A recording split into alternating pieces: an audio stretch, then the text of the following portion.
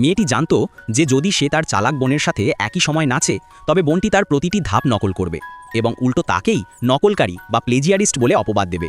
মেয়েটি ইচ্ছাকৃতভাবে বোনকে নকল করার সুযোগ দেয়।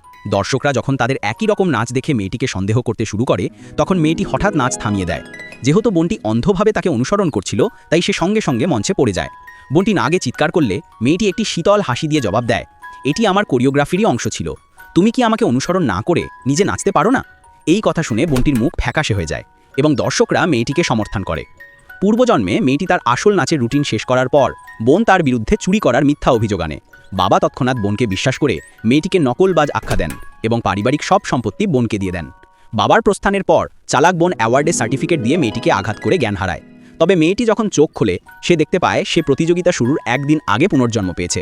বাবা এসে আবারও তাকে নকল করার হুমকি দেন এবং তাকে বাতিল করার ঘোষণা দেন।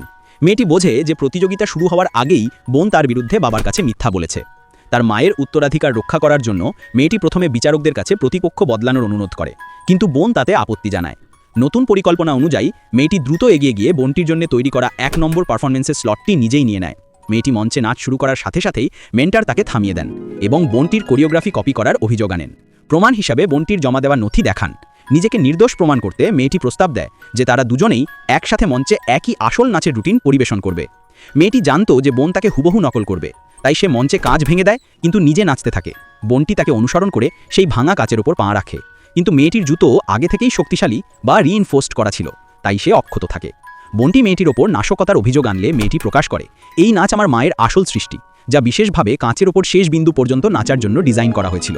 বোন যদি সত্যি কোরিওগ্রাফি জানত তাহলে অবশ্যই সতর্কতা নিত। আর আমার মা এই নাচটি শুধুমাত্র একজনকেই শিখিয়েছিলেন। বাবাও তখন সেই নাচের কথা মনে করতে পারেন। বোনটি নির্বাক হয়ে যায় এবং মেয়েটি অবশেষে সবার সামনে সম্পূর্ণ সত্য প্রকাশ করতে সক্ষম হয়।